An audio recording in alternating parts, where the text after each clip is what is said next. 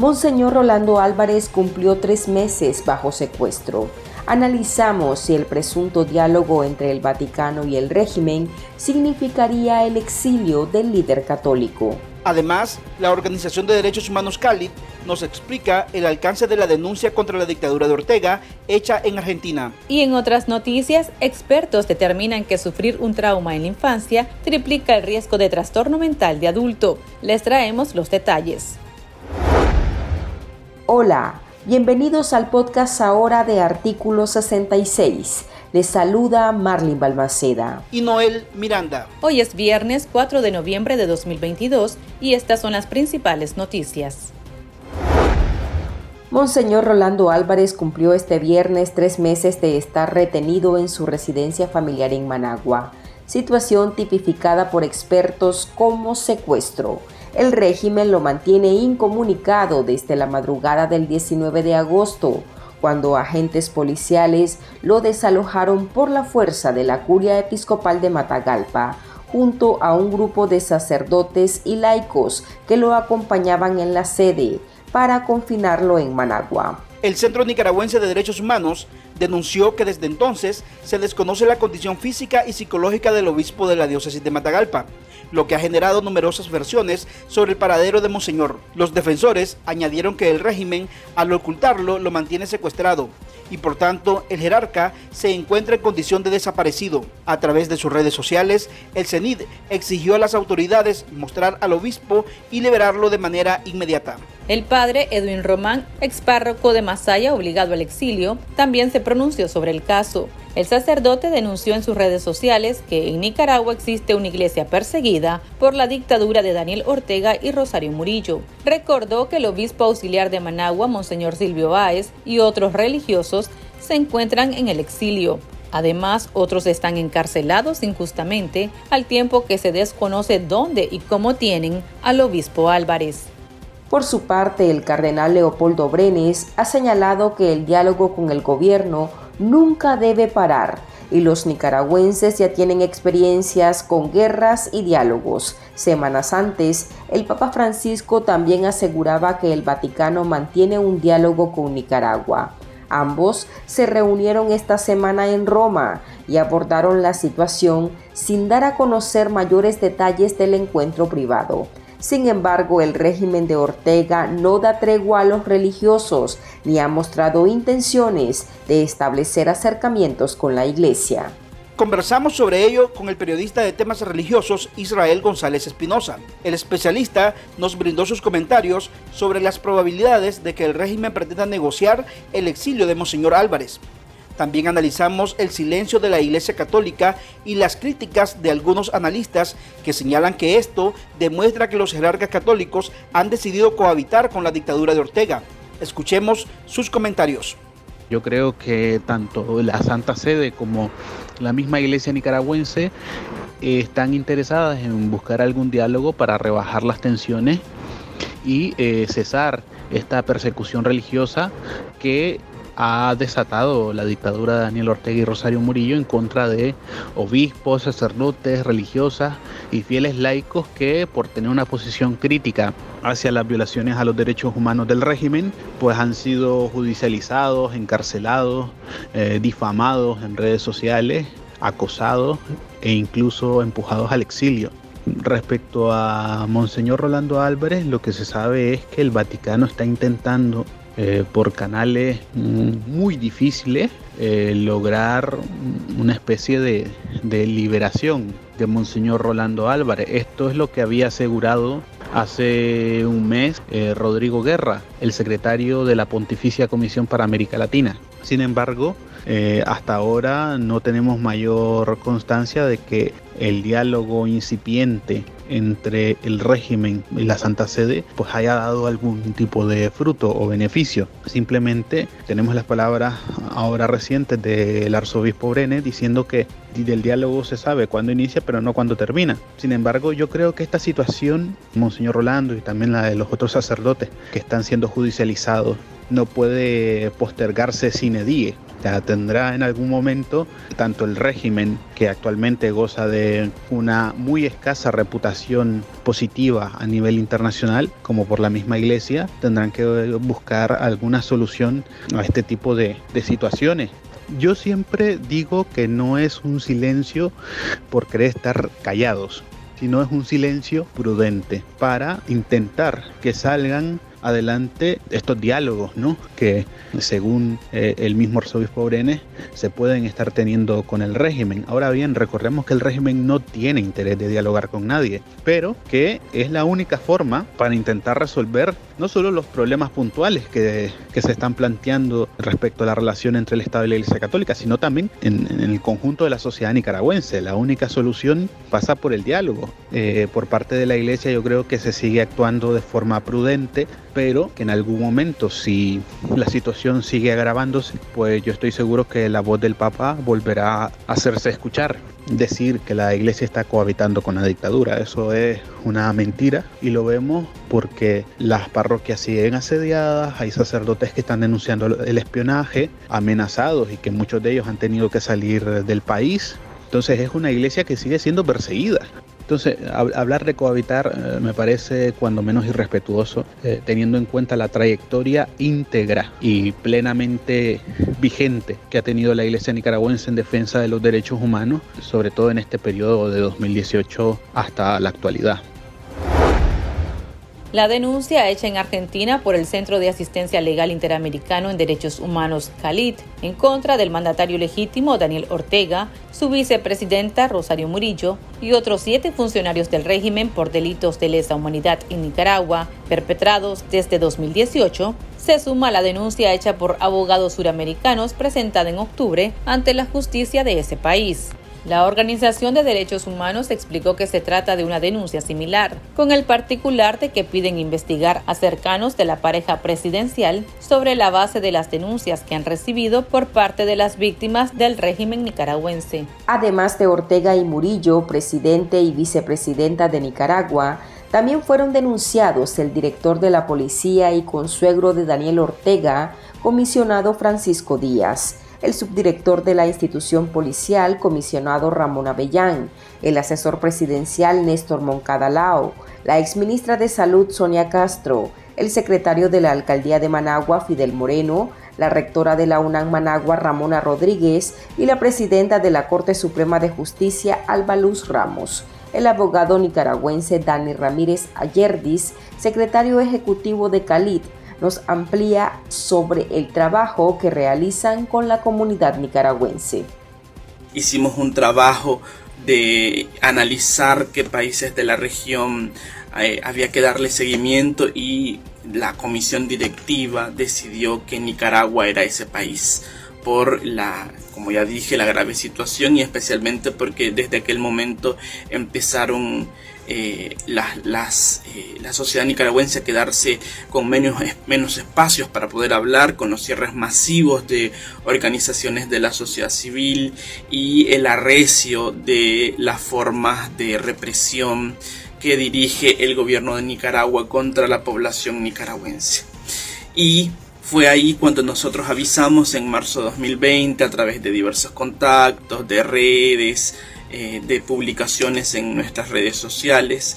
Dijimos que estábamos enfocados en Nicaragua y ni bien habíamos empezado con la difusión, empezaron a llegar denuncias, empezaron a llegar gente informándonos de que habían sido víctimas de diversas violaciones de derechos humanos y ahí fue cuando nosotros empezamos este trabajo tan arduo, tan duro que significa elaborar denuncias y elevarlas a la Comisión Interamericana de Derechos Humanos, que es nuestro principal trabajo por ahora, elevar denuncias ante la Comisión Interamericana de Derechos Humanos. Sin embargo, también tenemos la experiencia de la incidencia de denunciar ante otros órganos como los comités de vigilancia de tratados de Naciones Unidas. Hemos enviado 4 informes respecto de la situación de diversos derechos en Nicaragua y estamos por enviar 2 respecto de la situación de las y los defensores de derechos humanos en Nicaragua y de las personas privadas de libertad por motivos políticos, que vamos a dirigir al Comité contra la Tortura de Naciones Unidas. Según el documento, la ley de la implementación del Estatuto de Roma permite la aplicación de la jurisdicción universal para los delitos de lesa humanidad, por lo que el centro espera que el juez federal y el fiscal nacional a cargo de la causa puedan continuar el proceso hasta la emisión de una sentencia que establezca la responsabilidad penal y sanciones contra los denunciados. Conversamos sobre el tema con el abogado en Argentina Alejandro Mamaní, presidente del CALIC. Desde Argentina lo que nos interesa, además claramente de la situación nicaragüense, es poder hablar sobre los efectos de las violaciones y atrocidades que se están cometiendo en Nicaragua, desde la quita de personerías jurídicas hacia las organizaciones de la sociedad civil, los asesinatos, las violaciones, las detenciones arbitrarias, activistas y personas en la sociedad nicaragüense. Nos parece importante poner en la mesa las violaciones de derechos humanos en el sistema internacional, como bien viene haciendo la organización, porque consideramos que Latinoamérica es un conjunto y lo que muchas veces sucede o queda en impunidad en ciertos lugares sigue sucediendo o invita a la impunidad en otros. Entonces, desde ese lugar, la intención en la denuncia se plantea desde ese lugar, inclusive contagiar a otra organización de la sociedad civil a replicar los procesos en el resto de países americanos, ¿no? Y justamente hablando de una competencia internacional en temáticas de derechos humanos y lesa humanidad, nos parece importante poner en debate que la justicia de cada uno de los países pueda plantearse desde esta competencia universal en violaciones de derechos humanos. Nosotros entendemos que si bien es difícil la ejecución de una sentencia, entendemos también necesaria la posibilidad de una investigación desde otros países, de otras justicias, así también como los diversos informes que se han presentado desde la organización y las diversas denuncias que se ha hecho ante la Comisión Interamericana de Derechos Humanos. Consideramos que esta dificultad del cumplimiento de una sentencia en términos fácticos no hace mella en la intención y en el activismo que justamente trata de denunciar el contexto de la dictadura nicaragüense. Creemos que la sociedad civil en derechos humanos, no solamente latinoamericana, sino americana, se debe unir para denunciar las violaciones de derechos humanos. Y desde Argentina, de una tradición histórica en defensa de los derechos humanos, en defensa de la memoria, verdad y justicia, consideramos que es esencial. Quizás ahí está el mensaje internacional, que en este caso se evoca desde mi palabra, pero que múltiples activistas en el exilio, defensores de derechos humanos nicaragüenses, tienen fe en el sistema internacional de derechos humanos. Y no solo ellos, sino que también tienen fe en una posibilidad de justicia. Quizás uno de los puntos sobre la ratificación del Estatuto de Roma por parte de Nicaragua nos trae a colación que la denuncia se hace en Argentina y que estamos llamando a la jurisdicción universal. Entendemos que la posibilidad de que esta jurisdicción universal sea plena se aplica por la ley 26.200, en donde Argentina sí ratifica e implementa el Estatuto de Roma. Entonces, desde ese lugar, y que cualquier juez federal puede ser parte de esta jurisdicción universal, es el planteamiento de la denuncia. Así también entendemos que esto no obsta a la investigación correspondiente. Haber sufrido un trauma durante la infancia hace que se triplique el riesgo de sufrir un trastorno mental grave en la edad adulta, según un trabajo de metaanálisis liderado por investigadores del Instituto Hospital del Mar de Investigaciones Médicas, IMIN, que ha analizado datos de más de 90.000 personas. El trabajo, que publica la revista médica Archivos Europeos de Psiquiatría y Neurociencia Clínica, es la primera investigación que analiza la relación entre los traumas psicológicos y diversas patologías mentales a nivel transdiagnóstico, y evidencia la necesidad de estudiar la biografía de los pacientes que sufren una patología mental. En total, los estudios analizados recogen más de 93.000 casos que revelan una relación directa entre sufrir un trauma psicológico en edad pediátrica y el riesgo de desarrollar una patología mental años después. Es la evidencia más sólida hasta la fecha de que el trauma psicológico realmente es un factor de riesgo para sufrir más adelante un trastorno mental, indicó el investigador del Grupo de Salud Mental del IMIN, Hospital del Mar, y del Ciber de Salud Mental CiberSam, Benedict Amán. Según los autores del trabajo, los traumas más habituales en la infancia son el abuso emocional, físico y sexual, tanto como la negligencia emocional o física y también el acoso escolar, entre otros muchos. La investigación revela que haber sufrido una de estas situaciones provoca un daño a nivel cerebral, una secuela física, pero también psicológica en forma de diversos trastornos. En el caso del abuso emocional, el trauma más frecuente se asocia al trastorno más prevalente entre la población, el de ansiedad. Pero también existe relación entre los traumas infantiles y otras patologías como la psicosis, que está vinculada a todos los traumas, el trastorno obsesivo-compulsivo o el trastorno bipolar. En el caso del trastorno límite de la personalidad, el riesgo se incrementa hasta 15 veces en caso de haber sufrido un trauma durante la infancia, según los investigadores, que también relacionan los traumas en edad adulta con un riesgo 4 veces mayor de trastorno mental posterior.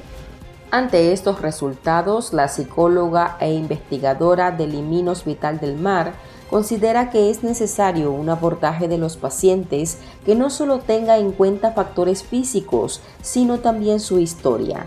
Expertos recomiendan ayudar a las familias en la educación e instaurar programas para evitar casos de acoso escolar, que es un factor de riesgo muy importante para sufrir un trastorno mental, tanto por quien lo recibe como por quien lo ejerce.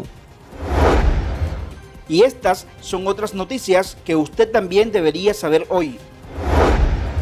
El Ministerio de Gobernación canceló la personalidad jurídica de 100 ONGs, 98 organizaciones nacionales y 2 internacionales, la mayoría evangélicas. Gobernación la señala de haber incumplido sus obligaciones conforme ley, ya que según el ministerio no reportaron por más de 4 a 26 años directivas del país de origen, actualización del poder de representante legal y estados financieros, además de incumplir la ley contra el lavado de activos. A la fecha, el régimen Ortega Murillo ha cerrado más de 2.800 ONGs desde 2018. Daniel Ortega decidió premiar nuevamente al ejército de Nicaragua, señalado de violar los derechos humanos y de orquestar crímenes de lesa humanidad. Este viernes, a través de la Procuradora General de la República, el régimen extendió la donación de un terreno ubicado en San Francisco Libre, Managua. El terreno tiene un área de 1.160 metros cuadrados, ubicado en el municipio, según la información publicada en el Diario Oficial. El acuerdo argumenta que dicho traspaso tiene el fin de salvaguardar los intereses del Estado de la República de Nicaragua, sin especificar la utilidad.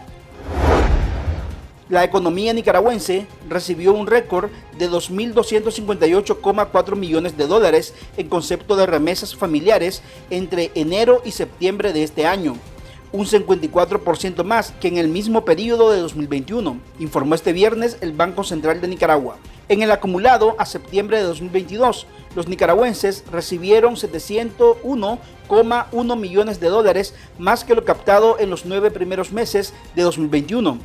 Las cifras coinciden con éxodo de nicaragüenses sin precedentes. Los principales países de origen de las remesas recibidas entre enero y septiembre de este año continuaron siendo Estados Unidos con el 75,5% del total, seguido de España y Costa Rica. El Centro Nicaragüense de Derechos Humanos CENIT informó que Mildred Rayo y Miguel Flores, integrantes de la Alianza Universitaria AUN, se encuentran recluidos en las celdas del Distrito 3 de la Policía en Managua. Según la denuncia, ambos opositores fueron interceptados a las 6:30 de la mañana del día martes 1 de noviembre por miembros del Ejército de Nicaragua en las cercanías del río Zapoá, en Cárdenas, departamento de Rivas, cuando se movilizaban con dirección a Managua. Tras informar que los integrantes de AUN están en la estación policial y a la orden de la Dirección de Auxilio Judicial, el CENIT señaló que se presentó recursos de exhibición personal a favor de los mismos. Aquí termina el episodio de este viernes. Para más noticias puede visitarnos en nuestra web www.articulo66.com. También puede suscribirse a nuestro podcast y seguirnos en las redes sociales como Artículo 66 y en Twitter Artículo 66 Nica. Hasta la próxima.